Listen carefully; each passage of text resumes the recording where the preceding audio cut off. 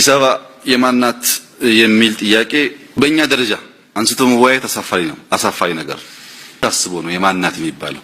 እንደውነቱ የአማራ ክልል ዋና ከተማ ራሱ አዲስ አበባ ነበር መሆን የሚገባው። አገላለጹ በ2010 ዓ.ም በታተመው ግዮናዊነት የአማራ መነሻና መዳረሻ በተሰኘው መጽሐፍ ገጽ 65 ላይ የሚገኝ ነው።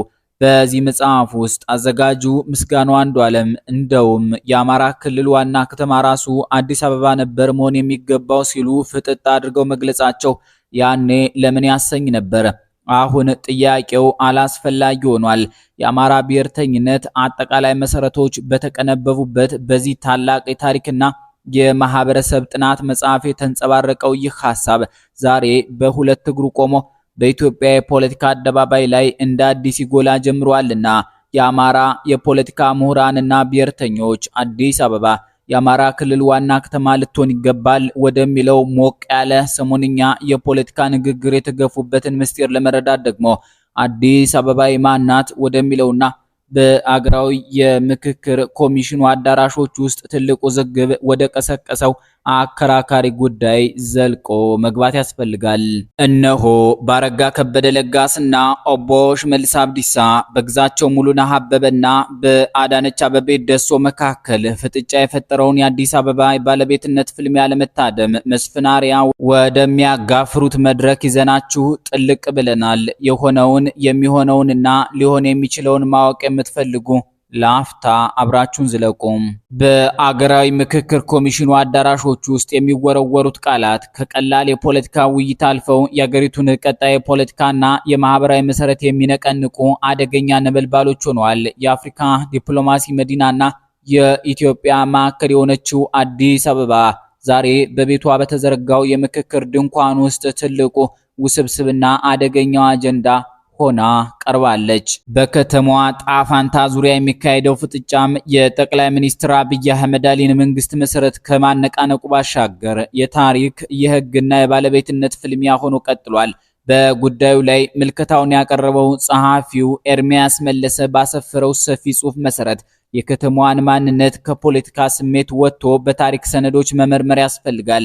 ኤርሚያስ መለሰ እንደተነተነው የታሪክ ተመራማሪው ዶክተር ሀብታሙ መንግስቴ የጻፉት በረራ ቀዳሚት አዲስ አበባ የተሰኘው የ554 ገጽ ጥናታዊ መጽሐፍ አዲስ አበባ የትናንት የአፄ ምኒልክና የእቴጌ ጣይቱ ፍጥረት ብቻ እንዳልሆነች ያስረዳል።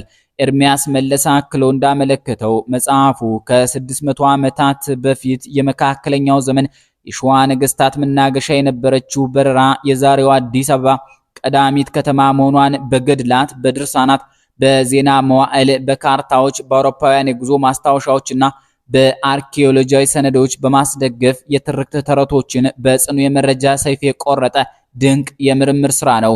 ኤርሚያስ መለሰ እንደጻፈው መጽሐፉ በገበያ ላይ በፍጥነት ተሸጦ ያለቀና አሁን እንደ ልብ የማይገኝ ሲሆን አዲስ አበባ ጥልቅ የኢትዮጵያዊነት አደራ ያለባትና የዓለም አቀፍ የንግድ ማዕከል እንደነበረች ያረጋግጣል። ኤርሚያስ መለሰ ባሰፈረው ሐሳብ መሰረት በምክክር ኮሚሽኑም ሆነ በማንኛውም መድረክ ስለ አዲስ አበባ ውይይት የሚያደርግ ኤሊት ከግል ፖለቲካ ስሜት ወጥቶ እንዲህ ያሉ ጠንካራ የታሪክ ሰነዶችን መሰረት ማድረግ ይኖርበታል። ኤርሚያስ መለሰ አክሎ እንደገለጸው ይህ መጽሐፍ ስለ ጥንታዊት አክሱም፣ ስለ ሸዋ ነገስታት፣ ስለ አህመድ ግራኝ ወረራና ውድመት እንዲሁም ስለ ኦሮሞ ህዝብ ታሪክ በሰፊው የሚተነትንና ለእያንዳንዱ ሐሳብ ተጨባጭ የሰነድ ማስረጃ የሚያቀርብ የታሪክ መስተዋት ነው። በመሆኑም ከምስጋናው አንዱዓለም እስከ ዶክተር ሀብታሙ መንግስቴ ያሉ የታሪክና የፖለቲካ ተመራማሪዎች የሚያነሱት ሐሳብ አዲስ አበባ የታሪካዊው የሸዋ ነገስታትና የአማራ ህዝብ ጥንታዊ መናገሻ መሆኗን በመረጃ በማስደገፍ የሰሞኑን የፖለቲካ ሙግት መሰረቱን ያጠናክሩታል።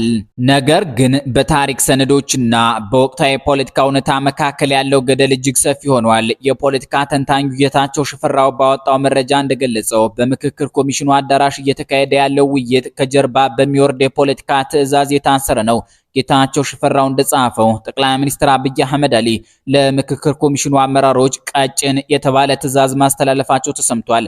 ጌታቸው ሽፈራው አክሎ እንደጻፈው ከጠቅላይ ሚኒስትሩ የተላለፈው መልእክት የአዲስ አበባ ጉዳይ ብልጽግና ፓርቲ ባስቀመጠው አቅጣጫ እየሄደ እንዳልሆነ በመግለጽ አዲስ አበባ የኦሮሚያ ክልል ርዕሰ ከተማ ነች ተብሎ እንዲወሰን የሚያዝ ነው። ጌታቸው ሽፈራው እንደጠቆመው ይህ የጠቅላይ ሚኒስትሩ መመሪያ በሕገ መንግስቱ አንቀጽ 49 ንዑስ አንቀጽ 5 መሰረት የኦሮሚያ ክልልና የአዲስ አበባ ከተማ አስተዳደርን የሚያስተሳስሩ የአገልግሎት አቅርቦት፣ የተፈጥሮ ሀብት አጠቃቀምና የጋራ ተጠቃሚነት አሰራሮች በሕግ እንዲዘረጉ የሚያዝ ሲሆን ኮሚሽነሮቹም የመንግስት ትዕዛዝ ስለሆነ እንዳይቃወሙ ጫና እየተደረገባቸው ይገኛል።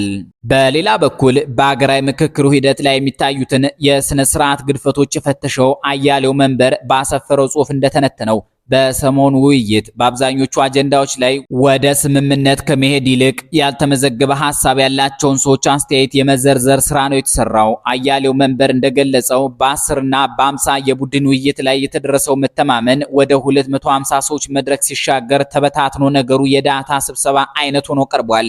አያሌው መንበር ባቀረበው የመፍትሄ ሐሳብ መሰረት በኦሮሞ የፖለቲካ ኃይሎችና በብልጽግና ፓርቲ ድጋፍ የቀረቡት አማራጮች አገርን የሚበትኑ በመሆናቸው ውድቅ መደረግ አለባቸው። አያሌው መንበር እንደጻፈው አዲስ አበባ የመላ ኢትዮጵያውያንና ራሷን የምታስተዳደር ገለልተኛ የፌዴራል ከተማ መሆን አለባት የሚለው ብቸኛው ትክክለኛ አማራጭ ነው። አያሌው መንበር አክሎ እንደገለጸው የኦሮሚያ ክልል አስተዳደራዊ ማዕከሉን ልክ እንደበፊቱ ወደ አዳማ ማዛወር አለበት። ካልሆነ ግን 11ዱም ክልሎች መቀመጫቸውን አዲስ አበባ የማድረግ መብት አላቸው። አያሌው መንበር እንደሞገተው የክልል መቀመጫነት መተርጎም ያለበት በክልል ህገ መንግስት እንጂ በፌዴራል ህገ መንግስት አይደለም።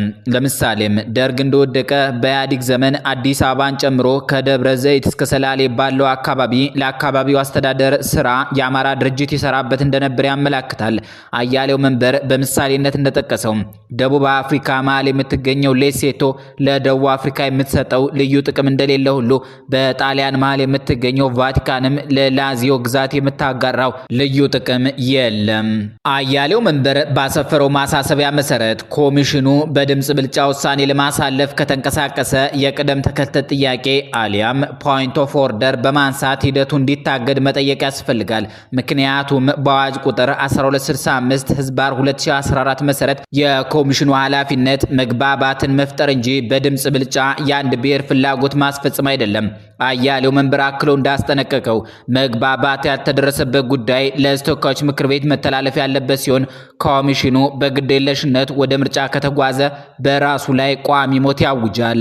በተመሳሳይ ጉዳይ ላይ በቀድሞው የኦሮሚያ ክልል ፕሬዝዳንት አቶ ለማ መገርሳ ስም በተሰራጨውና የብዙዎችን ትኩረት በሳበው ጽሑፍ ላይ እንደተሰመረበት የአዲስ አበባ ጉዳይ የኔ ናት በሚል የጥላቻ ትርክትና ንትርክ የሚፈታ አይደለም። በእነ ለማ መገርሳ ስም የተሰራጨው ጽሑፍ እንደሚያስረዳው አዲስ አበባ የሁሉም ኢትዮጵያውያንና የጠቅላላው አፍሪካውያን መዲና በመሆኗ ከተማዋን ራሷን የቻለች ገለልተኛ ክልል ማድረግ ብቸኛው የመፍትሄ መንገድ ነው።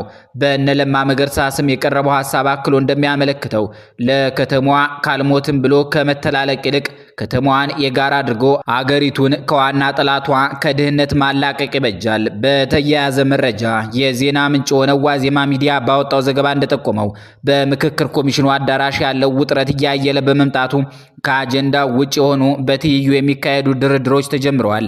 ዋዜማ ሚዲያ ያገኘውን ምንጭ ዋቢ አድርጎ እንደዘገበው የኮሚሽኑ አመራሮችና ባለድርሻ አካላት የአዲስ አበባ ውዝግብ በሌሎች ሀገራዊ አጀንዳዎች ላይ አደጋ እንዳያሳድር ስጋት ስለገባቸው የአዲስ አበባን ጉዳይ ለጊዜው በማቆየት ወይም ለማሳደርና በሌሎች አጀንዳዎች ላይ ማተኮር የሚያስችል ምክረ ሐሳብ ቀርቧል። እነዚህ የተለያዩ ምንጮችና የታሪክ ሰነዶች እንደሚያመላክቱት የአዲስ አበባ ጉዳይ በስልጣን ላይ ያለው የጠቅላይ ሚኒስትር አብይ አህመድ መንግስት የተጋፈጠው ትልቁ የፖለቲካ ፈተና ሆኗል። በ2010 ዓ.ም በምስጋናው አንዱዓለም ገናዊነት መጽሐፍ የተሰመረበት የአማራ ክልል መቀመጫነት መከራከሪያ በዶክተር ሀብታሙ መንግስቴ የበረራ ጥናት የተረጋገጠው የ600 ዓመታት የታሪክ ሀቅና በኮሚሽኑ አዳራሽ እየተካሄደ ያለው የህግና የስነ ስርዓት ፍልሚያ በአንድ ላይ ተገጣጥመው አዲስ አበባ የመላ ኢትዮጵያውያን የጋራ መዲናና ገለልተኛ የፌደራል አካል እንጂ የአንድ ቡድን ንብረት ልትሆን እንደማትችል ያሳያሉ። በፖለቲካዊ ፍላጎትና በድምጽ ብልጫ የሚደረግ ማንኛውም ስልታዊ ጫና አገራዊ ምክክሩን ብቻ ሳይሆን የአገሪቱን ሰላምና ህልውና ወሰን ወደ ሌለው ቀውስ ውስጥ የሚከት ይሆናል ተብሏል። አበቃን። እርሶ ይጻፉልን።